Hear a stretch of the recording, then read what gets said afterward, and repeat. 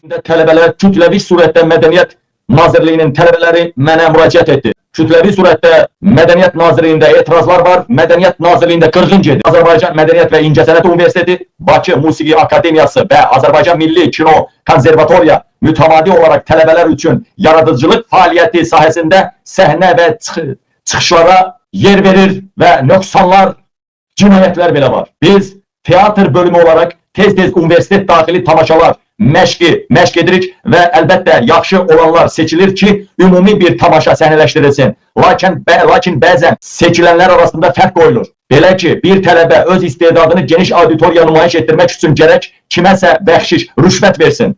Rüşvət verməyən adam səhnəyə çıxa bilmir. Mən özüm 6 ay eyni rolda məşq etdim, lakin nəticədə kənarda qaldım.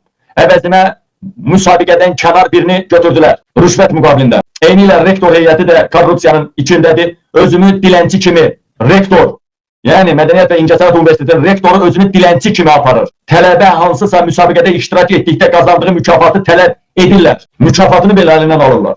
Qastrollarda, səfərlərdə verilən pulları belə geri tələb edirlər. Azərbaycan Milli Konservatoriyasının keçmiş rektoru Siyavuş Kərimi tələbələrdən qastrolda olan dövlətin verdiyi yemək pulunu tələb edir, geri istəyir və müsabiqədə qazandığı məbləği bu təxminən 500.000 manat arası eləyir. Hamısını bizim əlimizdən alırlar. Biz bunun orkestr və geyimə pul ayırmalıyıq bu puldan. Universitetin fonduna keçirməyi tələb edirlər. Deməli, fonda keçirsə, deməli, Mehribana qədər gedir pul. İlham Göt verənə qədər gedir pul. Pulu deyir, bizə verirsiniz, verəndə deyir, birinci ola bilərsiniz, deyilir. Yəni, orada oturan münsif heyəti boşunadır, yalancıdır, hamı korrupsiya baxır.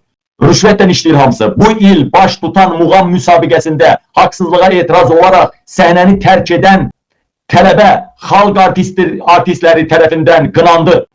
Gülüstan Əliyeva, Nəzakət Teymurova və s. dövlət əhəmiyyətli tədbirlərdə, Şuşada keçirilən tədbirlərdə xüsusilə demək olar ki, sadəcə eyni adamdır. Hansı eyni adamdır? Nazirin o qəhbə 20 ildir mavini olan şərəfsiz. Nəinki tələbəyə heç xalq artistinə də yer vermirlər. Mədəniyyət Nazirinin mavini şöbə müdürü Mənzər Əliyeva deyilən bir qəhbə var. Mehriban Əliyevanın əmisi Hafiz Paşayevanın məşuqəsidir. Deyir, kimə istəyirsiz şikayət edin? Mənim deyir, arxamda Mehriban durubdur, Hafiz Paşayev durubdur. 20 ildir Mənzər Əliyevi orada saxlayır. Sadəcə o siyahıya uyğun adamlar çıxışlar edir, korrupsiya, kim pul verirsə, rüşvət verirsə, onları səhnəyə salırlar. Təbii ki, onlar bunun əvəzində bahalı hədiyyələr verir, bəstəkarlar zadlar verir yuxarı təbəqə, xalq artistləri, əməkdar artistlər. Tələbələrin çoxunun isə Mənzər xanıma verəcəyi, onun istədiyini qarşılaya biləcək pul, maddi durum yoxdur, pul yoxdur. Azdramın əməkdar artisti Mehriban Əliyeva istefa verdi, korrupsiyaya dözmədi. O çox yaxşı aktrisa idi, lakin bir neçə rolu var idi. Səbəb isə Fərəh Əliyevanın mədəniyyət sektorunda monopoliyanın başında duran qəhbə Fərəh Əliyevadır. Fərəh Əliyeva Mənzərlə əlbirdir. Fərəh Əliyevanın istəyi ilə bədii rəhbər təyin olunan Mehriban Ələkbərzadənin qərəzli hərəkətləridir. O açıq şəkildə ermənilik edir. 20 yanvar şəhidləri üçün hazırlanan tamaşaya indi 20 yanvar teması moddan düşüb deyərək tamaşanı ləğv elədi. Keçən gün, yəni 2 gün bundan qabaq, Mehriban xanım Xanlarova buna dözməyib istefa verdi. 20 yanvara görə dözməyib istefa verdi. Azca dedi 20 yanvar moddan düşüb, fikir verin ki, çox adam istefa verdi, dözmədi. Teatrın, xalqın gözü, aynası teatrdır, kino teatrdır. Teatrın direktoru müqavilə vaxtı, teatrın rektoru müqavilə vaxtı bitsə də Mehriban Ələkbərzadəni işdən çıxarmağa qorxur. Mehriban 2 dənə daldı. Səbəb isə Fərəh Əliyevadır. Eyni ilə musiqili teatrda fəxri adların verilməsi üçün hazırlanan siyahıda qərəzli münasibətlər var.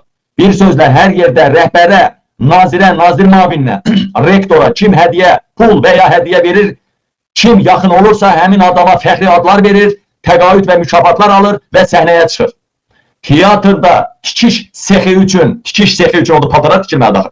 Teatrda tikiş sexi üçün ayrılan pullar mənimsənilir. Rektor Fərəh Mənzər tərəfindən, naziri tərəfindən mənimsəlinir. Aktyor özü ilə paltarını gətirib çıxır səhnəyə. Gör nə gündədirsə, aktyorlar özü ilə paltarını hazırlamalıdır və özü ilə paltarını gətirməlidir. Bu sənin mədəniyyət naziri ağzına, qabil sevənin daşşaqları olsun qabil sevənlərin, armadığın ananın bacının ağzına. Ay mədəniyyət naziri.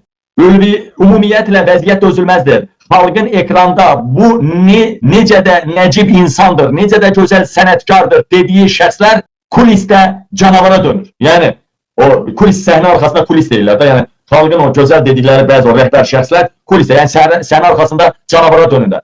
Yuk teatrı var. Yuk teatrında isə şəraitdən ümumiyyətlə söz açmağa dəyməz. Belə qısaca bir nəfərə bağlı olan bir qrup şəxs rəhbər postları tutub, bir qrupa bağlı olan bəzi qandonlar rəhbər vəzifələrdəki postları tutub və yanına adam yığıb, qalanları qalıb kənarda. Bu dözülməzdir. Leyli və Məcnun əsərinə baxdınızmı Qabil bəy? O tamaşada Leyli və Məcnunun ikisinin də yaşı 50 yaşdan yuxarıydı. Leyli 50 yaşından yuxarı Leyli Məcnun göt verən olar mı? Xalq artistləri Nəzakət Teymurova və Mənsum İbrahimovdur. 50 yaşından yuxarı Leyli Məcnun. Belə şey olar. Bəzi heyət üzvləri isə tamamilə özünü itiribdir.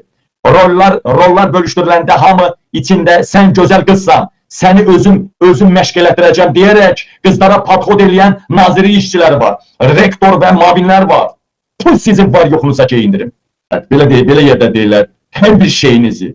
Bəzən həqiqətən onlarla eyni əqidədə olan xanımlar da və yuxarı rəhbər şəxslərin oturub duran yatağa girən xanımlar da var. Mədəniyyət Nazirliyi olub əxlaqsızlıq nazirliyi. Bu faciədir Qabil bəy.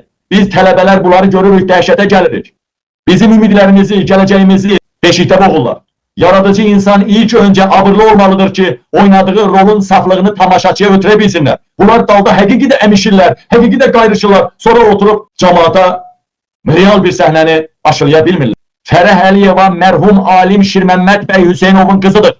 Atası Xalq Cumhuriyyəti irsinin görkəmli təbliğatçısıdır. Fərəh Əbülfəz Qarayev ilə ailə tanışlığı sayəsində gəldi Mədəniyyət Nazirliyinə və indi Prezident Administrasiyasının mədəniyyət sektoruna rəhbərlik edir. Mənzər xanım isə 4 naziri yola salıb, 4 nazirin 4-ünlə də yatağa girib, əsas isə sevgilisi Mehriban Əliyevanın əmisi Hafiz Paşayevdir. Eyni adamlar mədəniyyət sahəsinə diz çökdürübdür. Yeni qalxan başları, yeni talantları məhv edirlər. Mərhum sənətkar, dahi sənətkar Vasif Adıgözəlovun oğlu xalq artisti Yalçın Adıgözəlov Mədəniyyət Nazirliyinə gələndə rektor, nazir, mənzər bu nazir mavini atanıza salam deyin deyiblər. Baxmayaraq ki, atası 20 ildir rəhmətə gedibdi. Görün bunlar necə xalq artistlərin, onun atasının 20 il belə bundan qabaq rəhmətə getdiyini bilmirlər. Xəbərsizdirlər hər şeydən. Adicə Türkiyədə onlarca kinoteatr mükafatı təsisçiləri var, təsisatı var. Bizdə isə sadəcə xalq artisti və əməkdar artist təsisatı var. Çünki maliyyə dəstəyi yoxdur. Maliyyə dəstəyi yoxdur ki, kimsə hansısa mükafatı təsis eləsin. Heç bir holding və bank buna yaxın durmur. Bütün holdinglər, banklar, pullu imkanlı adamlar, hamısı məmurlardır. Hamısı ancaq hakim ailənin Heydər Əliyev fondunu doldurmaqdan məşğuldular. Mədəniyyət, kino, hər şey qalıb qıraqda. 5.000 ver, 200 manat gəliri olan əməkdar artist adı ver. 50.000, 60.000, 80.000 ver, 100.000 ver, xalq artisti adı al. Bu qeyd olunanlar Azərbaycan Mədəniyyət və İncəsənət Universitetinin, Azərbaycan Milli Konservatoriyasının, Bakı Musiqi Akademiyasının, Azərbaycan Dövlət Rəssamlıq Akademiyasının tələbələrinin problemidir, sizə çatdırdıq, ümumi problemdir. Allarova'nın özünün paylaşımını çatdırın, Salabanım. Özü burada Cənab Nazir Adil Kərimli, sizin müşaviriniz olan Cahangir Səlimxanov kimdir, hara xidmət edir bilirsiniz. Əgər bilirsinizsə bu yazımı diqqətlə oxuyun.